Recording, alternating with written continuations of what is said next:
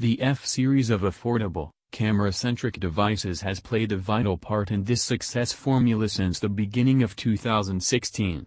The Oppo F1, the original selfie expert, managed to appeal to a surprisingly broad user base.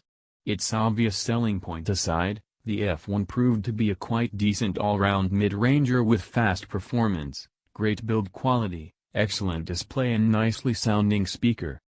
Oppo F1's key features: beefed up selfie camera, 16MP, 1/3.1 sensor size, 154.5 by 76 by 7.4 mm, 160 grams body, 5.5 inches 720 by 1,080 px LCD with 267p 2.5D scratch-resistant glass.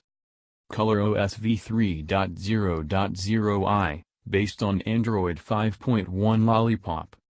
Very quick and accurate fingerprint reader in the home button. MediaTek MT6750 chipset, octa-core 1.5 GHz Cortex-A53 CPU, Mali T860 MP2 GPU, 3 GB RAM. 13MP, f/2.2 camera with 1/3 of an inch sensor size, 1080p at 30 fps video recording and phase detection autofocus, single LED flash. 32 GB of built-in storage and a dedicated microSD card slot. Single SIM or dual SIM variants available. LTE Cat.6, 300 Mbps, Wi-Fi A/B/G/N, AGPS/GLONASS receiver, Bluetooth v4.0, FM radio with RDS. Active noise cancellation with a dedicated mic.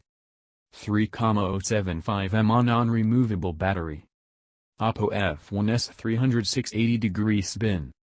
The Oppo F1s measures 154.5 by 76 by 7.4 mm, keeping its metal shell surprisingly thin.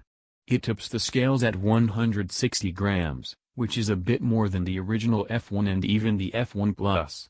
However, the extra weight has gone towards a battery capacity increase to 3075 mAh, versus 2500 mAh on the F1.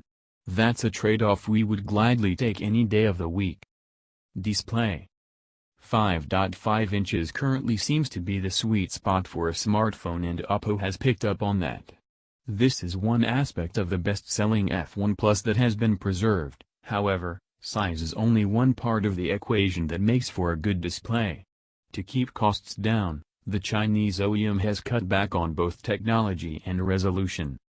The Oppo F1s stitches the superior AMOLED panel of the F1 Plus and relies on a much simpler LCD one, just like the original. While there is nothing wrong about that, the 720p resolution is stretched a little thin on the large area, making for a noticeable decrease in quality compared to the original. Connectivity. As already mentioned, the Oppo F1s conveniently comes with either one or two separate nano SIM card slots, neither of which gets in the way of the microSD. As for speed, you get Cat.6 LTE with a theoretical maximum of 300 Mbps downstream and HSPA+. Other internet connectivity options include Wi-Fi A/B/G/N, 150 Mbps speed. There's no AC. Local connectivity includes Bluetooth 4.0, sadly not 4.1. You don't get NFC either, but this seems to be the trend with Oppo's devices. The microSD 2.0 port handles charging and data, but it also supports USB OTG, so you can hook up external hardware to the phone. User interface. In typical Oppo fashion, the Oppo F1s is running the company's deeply customized ColorOS. Like the majority of platforms out of China, ColorOS is based on Android, in this case 5.1 Lollipop, which still allows it to take full advantage of Google's ever-growing ecosystem of apps and services, although it is becoming increasingly dated. The model to be sold outside China has the Google Play services preloaded, along with a full set of the search giant's apps. The fingerprint reader integrated into the home button provides an easy-to-use extra layer of security.